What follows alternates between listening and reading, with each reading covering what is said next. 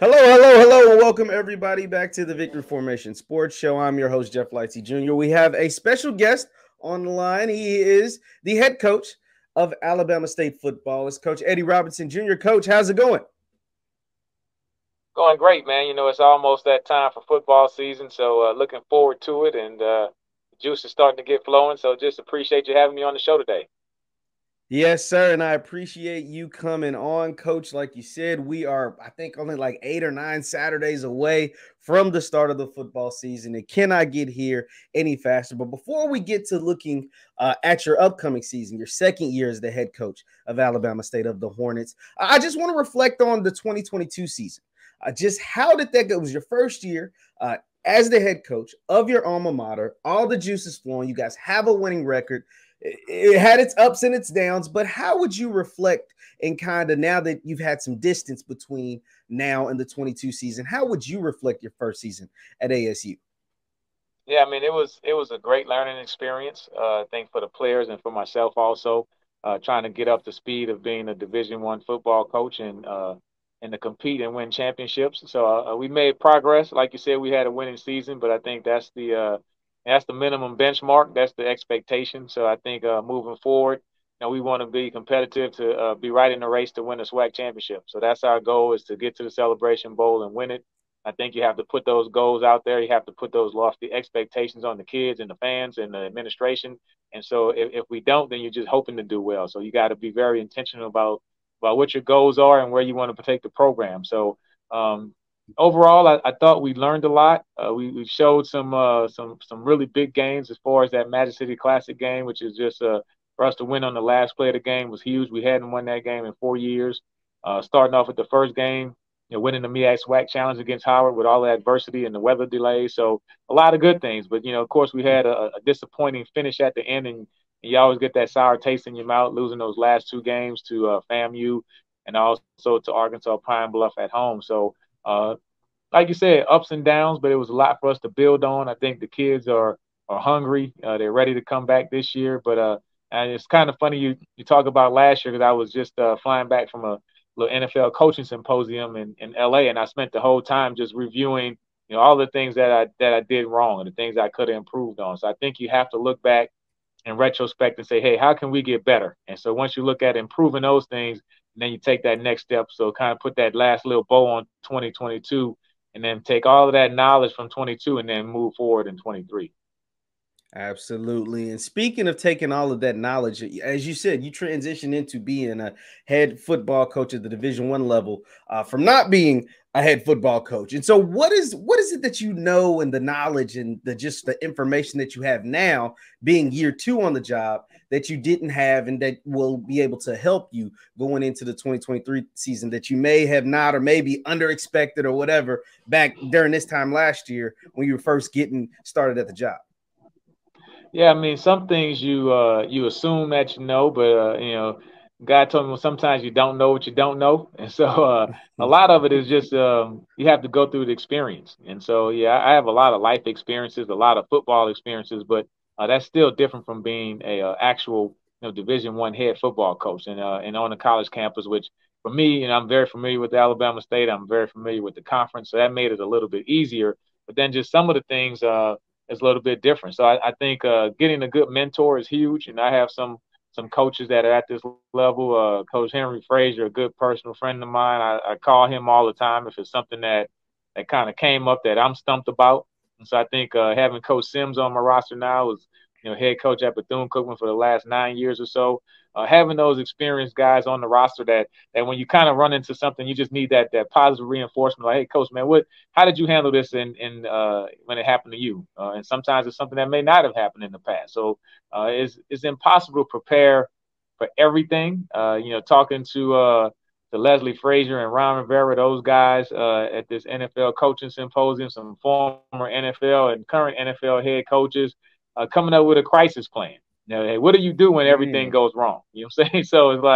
So it's just good to me to talk to other people who are in the same position, who have gone through the same things. And so you can't prepare for everything because it's football. That's what makes football so much fun, is that on any given Saturday or Sunday, we can think we know what's going to happen. And for me, broadcasting college football games, sometimes what you think is going to happen, it goes the exact opposite way. But that's what makes it fun. That's what makes it exciting. That's what makes everybody wants to look at football, because it's so unpredictable. But as a coach, that's the things that you're always worried about. Hey, I got to prepare for this one situation that may only happen one time this season, but that may be the biggest point of the whole season. So when you get it right, it feels really good. And for me, it's like I always want the kids to be prepared for every situation that could possibly happen.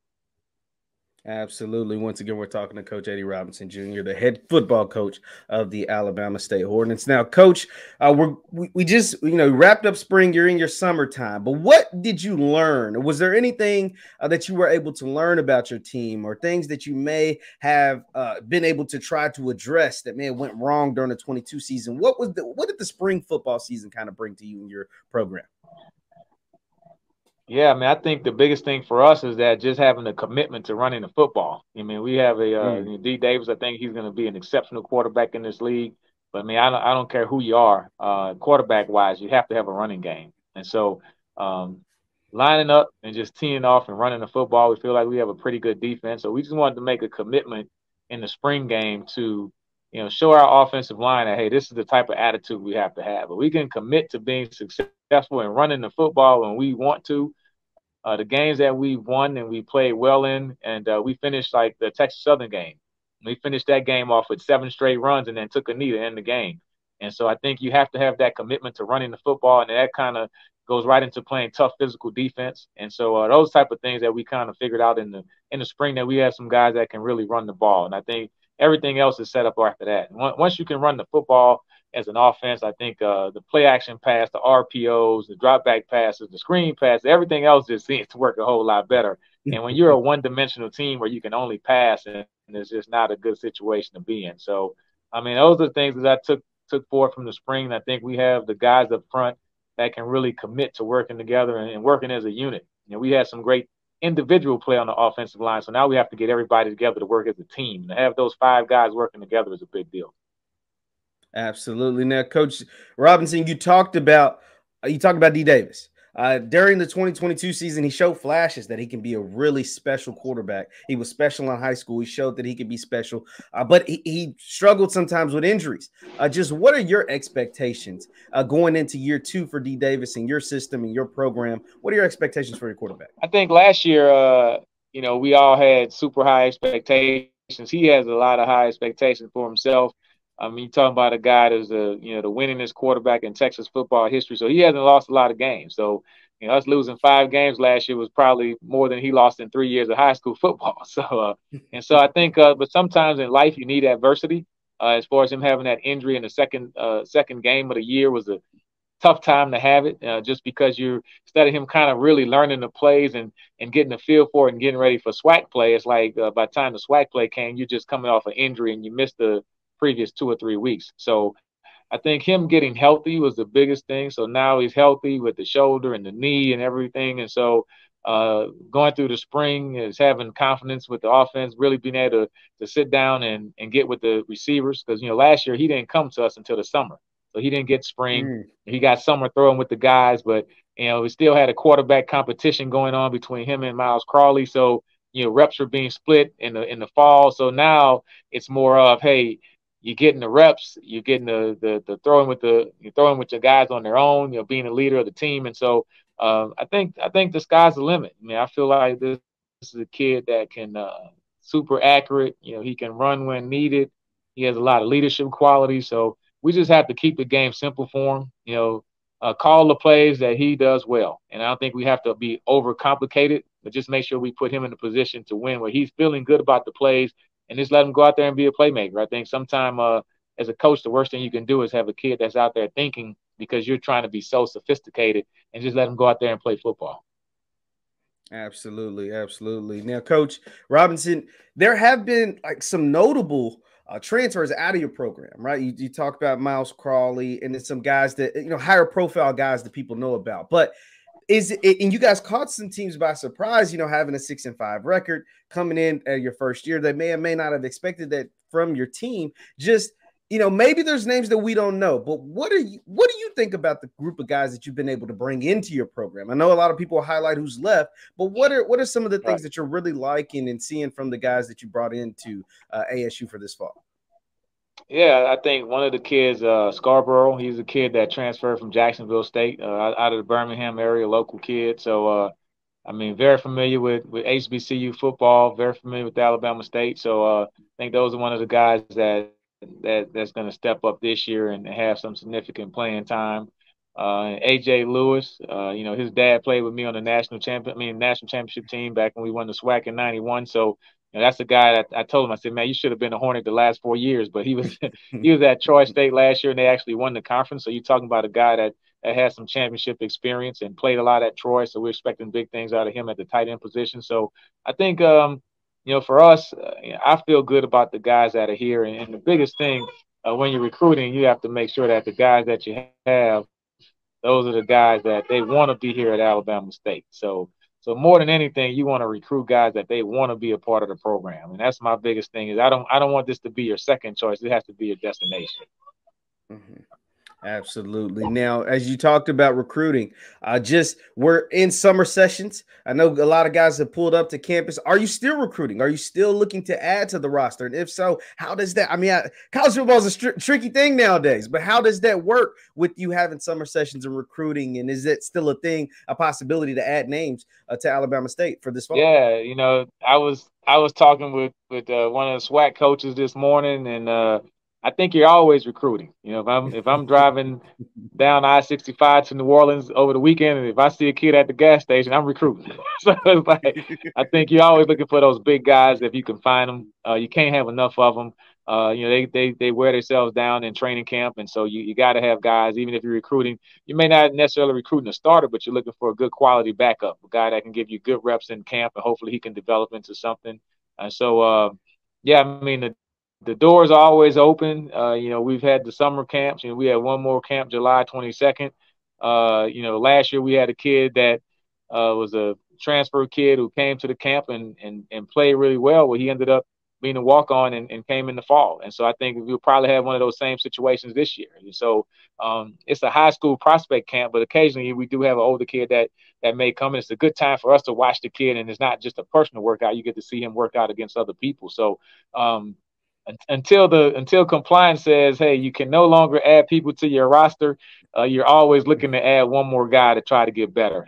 And so I don't, and I think all the coaches are probably like that. No matter how good you think you are, or how many players you have that are really good at this position, you're always looking for one more. And it's funny. I told the kids this morning. I said, it's going to be tough to make the bus. I think our roster's a lot better, and the really good teams. That second and third string guy is just as good as that first string guy. So, I mean, missing a class, being late for a bus or something like that, or being injured, or, you may not make the travel team that week, or you may lose your starting spot. And I think having that competition internally where we're all pushing for each other and we're hoping that the whole team does well. At the same time, you have to compete to get on the field. You have to compete to make the travel team, compete to be a starter. And that competition in practice is what makes good teams great. And so I think we're getting to that point at some positions where we have a lot of good quality competition, and the best guys will play and the most disciplined guys will play. So I think one of the big things when I looked at my notes from last year is that we failed on the discipline mark. And I take that personal as a head coach and a disciplined person individually, that we weren't disciplined enough on and off the football field. So that's something that we're going to stress this year. And so that starts in practice. It starts around campus. A disciplined football team doesn't just show up on Saturday. You're disciplined throughout the week, and then it shows up on Saturday. You can't wait till Saturday to be disciplined. So those are the type of things that we're stressing and looking for those type of guys that can come in and help us. So hey, if you have a lead on another guy that's 6'5", 320 and can move, and hey, let me know. Hey, I will do it. I don't know. I have those in my back pocket, but those don't grow on trees. Everybody's looking for them, though. You're right about that. Once again, we're talking to Coach Eddie Robinson Jr. of Alabama State. Now, Coach, I just speaking of the discipline thing, I keep referring that you guys had a winning season because some people, how closely you pay attention to things, you may or may not have realized that how successful you guys' season was. But part of that is because of We all know the incident that took place when you all played Jackson State with Coach Prime. Do you feel like that incident may have overshadowed any of your season, or how good you guys were actually playing during that time, or even in that game? Or what are kind of your thoughts now looking back on that being so far removed? Yeah, I mean, I'm not a huge social media guy. I still have the same email and same phone number for the last 30 years, so I keep things real simple. And so, but yeah, I mean, it definitely, if anyone has any concerns about how fast things can take off on the internet or go viral, and I can be the testament to, like, hey man, it can change real fast. So I think it overall whenever you have eyes watching the SWAC conference and watching Alabama State, including like Jackson State, Southern, Grambling, all of the member schools, I think it's a huge thing. So it's a lot more people that know, that the SWAC conference is a group of 12 schools that, in Mississippi, Alabama, Georgia, Texas, Florida. So to me, that was a huge thing, a huge plus for the conference and for Alabama State. So, but yeah, did it overshadow the season that we had? Maybe a little bit, but I think whenever you're having publicity, it's a good thing as far as recruiting, as far as getting kids to come as regular students. Because we're as football coaches, we're ambassadors for the athletic department, but we're also ambassadors for getting kids to come to help enrollment out. Help kids to want to be a part of Alabama State just at the student body. Every kid that comes to my football camp, they may not end up with a scholarship to Alabama State, but they may want to come as a regular student. So we're recruiting to both hands. We're helping admissions, and just like we were helping the whole school. So that's the whole swarm is one, where everybody's pulling together to get the mission going. So, but overall, I mean, I told my coaches, 6-5 was a good start, to get off to a good era. But if we win 5 games, lose 5 games this year, then we'll all be upset. And so I think we have to set that standard and that bar really high, that losing 5 games is not where we want to be. We want to win them all, and so that's going to be our goal this year. And so, but it's going to be fun. I think that's what makes college football and seasons all fun, because that first game, everybody has that same mentality. Hey, we're going to win every game, but you got to go through them one at a time, and one practice at a time, one day at a time. So, you kind of look at the big picture, but then once the season starts, you just start getting work, and you want to just get better each day.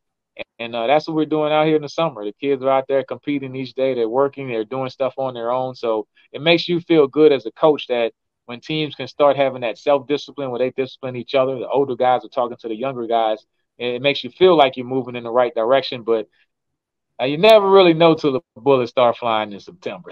But it should be a lot of fun.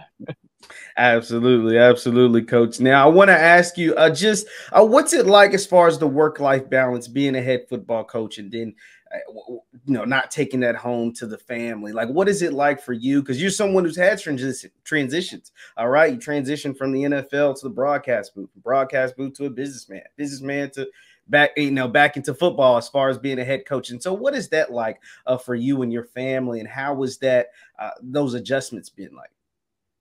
Yeah, it can definitely be a challenge. And as a player, I was probably way too dedicated to football, and probably neglected family. Luckily, my kids were a lot younger.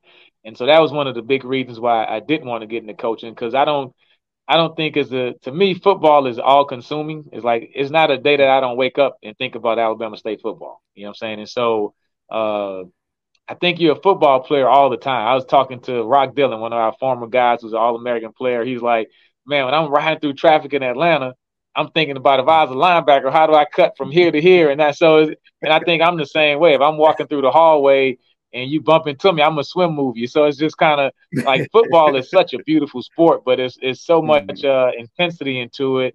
And unfortunately, you only get to play 11 games out the year. And so, as I tell the guys, hey, it's 365 days in a year. You do a whole lot of practicing and preparation, and you only get to have 11 Saturdays. So every Saturday is such a beautiful thing. Is when you wake up in the morning and it's a game day as a football player, it's just like, man, this is heaven. There's no else you would want to be. And so that work-life balance is something that I probably need to work on a little better, because and in talking to the NFL coaches, and of course, you're talking about a 17-game season, 3 preseason games. They start July 22nd, about 10 days before us. They go to January 8th.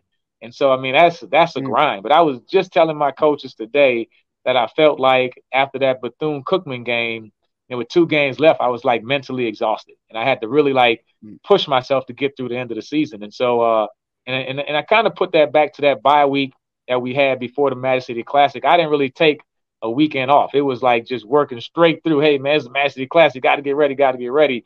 And so, just looking back at my notes, I'll make sure when we have that bye week in the middle of the year after those first 6 games that I'll make sure that the coaches, hey, take a little time off. Have 2 days where it's no football, because then you got to come back with those last 5 games, which is going to be the most important games, and you don't want to burn out mentally at the end. So, like I said, man, it's so many lessons you can learn from a season. Some of them not physical, some of them are mental, some of them preparation. You know, what to do, what not to do. But having that work balance is huge, and so it's important because we all have families, and we know that football is the big thing in our life now. But at some point, whether it's a coach, you're gonna hang up the whistle or the cleats, and your family's gonna be there for you. So I try to stress that to the kids. Make sure, hey, did you call mom today? Hey, did you text your dad? Did you reach out to your friend at home? And so you got to talk to the kids and make sure that they're staying involved in it. Hey, go do something in the community. Go around school, and we have a lot of community service stuff we do where we read to elementary school kids. So you can't just have it all football. You got to have that balance because in the end of the day, it's a game. We go out there and it's a lot more important things going on in Alabama State football. Although, we make it seem like it's the only thing going on in the whole world. I understand that completely, Coach Robinson. Now, Coach, you still got some time, right? Your first game, September 2nd against Southern. What is it that you, your staff, and then ultimately your team have to do before that first game to make sure that you're best equipped to go in there and get a W? Yeah, I think physically you have to get your bodies ready, and that's what we're doing out there now. June is that grind month. Once we come back after the 4th of July, then you start really starting to taper and getting yourself ready for training camp and just go into it healthy. Just really stressing to the kids to make sure that you're doing the preventative care. You're getting in the ice, you're getting the stem, you're doing the Theraguns, all those type of things. If you have an issue, talk to the trainer. Your leg is not going to all of a sudden start feeling better. You know what I'm saying? It's only going to get worse. And it sounds like a small thing, but hey, as African Americans, we have to go see the doctor. So you got to make sure that they go see the trainer and staying on top of it. And then just from a mental aspect, just making sure that I'm meeting with the coaches, just making sure we all have the same game plans, the same philosophy, the same things coming from the top down. But this year we're going to do something where we're going to meet with everybody on campus. So everybody that has to deal with football, whether it's compliance, police officers, the cafeteria, financial aid. So that way we have that swarm is one mentality where everybody's committed to what we're doing on the football field because, and AD Cable, he talks about it all the time. It's the student experience. So we want our kids to have a great student experience so they can be our biggest recruiters and advocates for Alabama State. So we give them a great student experience. When they leave as alumni, they'll want to come back. They'll want to send their kids back here. So that's our job as faculty, everybody working on campus, is to make sure that we give them a great student experience. So to me, I think the football takes care of itself, but you have to make sure that everything else is in line. So then when it's time for football, you can just focus on football and don't have those other distractions. So that's kind of what we're doing right now. We're putting the building blocks in, but as you know, you got to have a good foundation before you build a good house. And so that's what we're working on right now. And to me, I love this part of it because, we'll take the kids to go bowling. We'll have a cookout. We got a fishing trip planned later in the year. So now you're just doing the team building to get them out the dorm. You don't want them in the dorm and everybody's playing the video games with their friend back home. No, you got to get here, be in this moment. Let's have a kickball game. And so whatever we can do to get the team together so they can start bonding together and realizing that it's going to be a time in this season where you're going to have to really depend on this guy and trust him and look him in the eye and know that he has your back and you have his. And it all starts in this summer workouts. And to me, this is one of the best parts of the season other than the games, because you're seeing those freshmen who are here for the first time and the older guys who weren't leaders last year.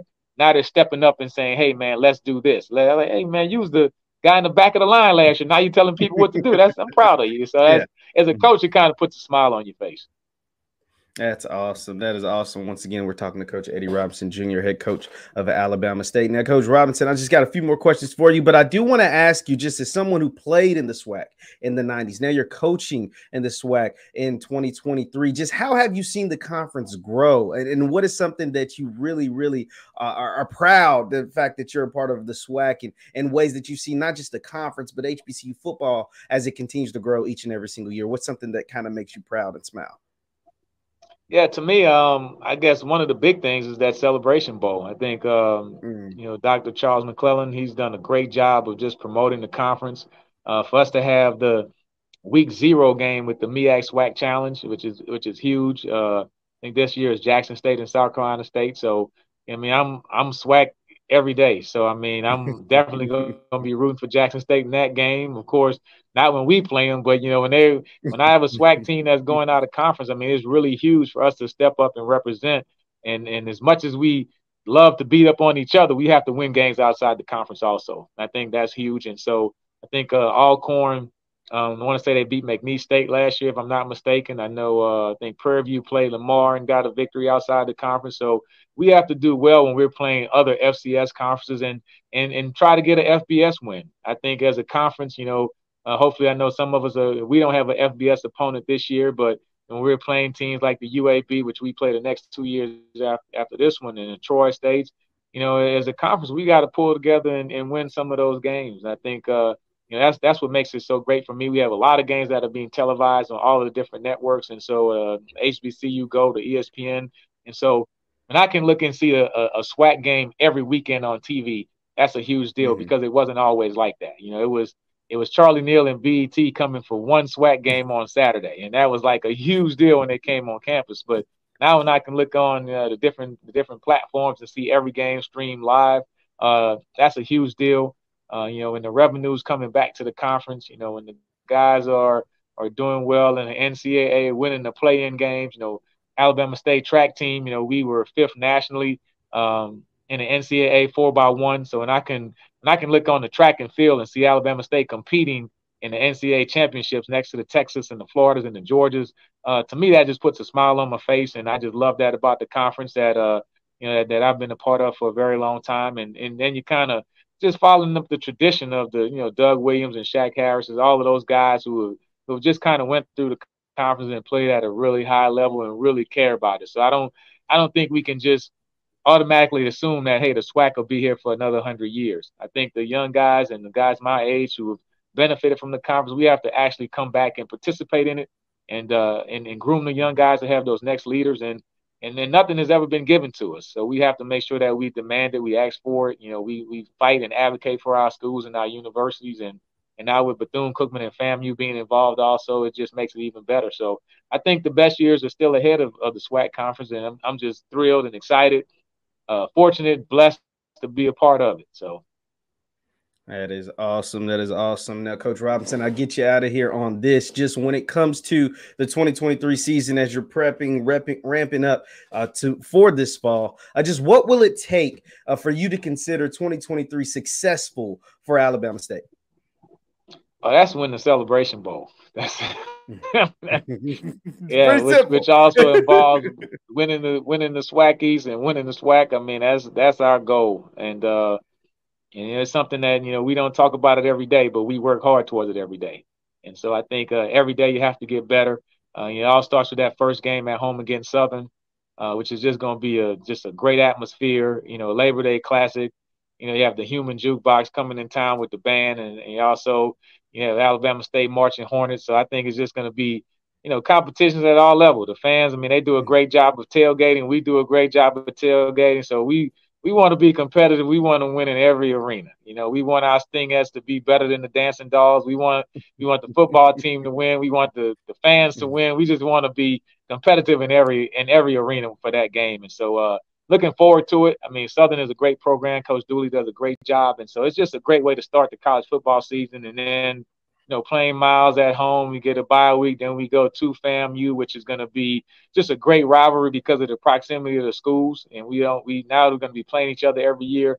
And that's just be a big game. And I think I'm just looking forward to it. I mean, you look at our our schedule every week is just something to look forward to. Like it's a great storyline in every game. So, and I think most of the SWAC schools have that same type of schedule. So it's going to be a great football season, and everybody's going to compete hard. And whoever makes it to that Celebration Bowl, hopefully it's us.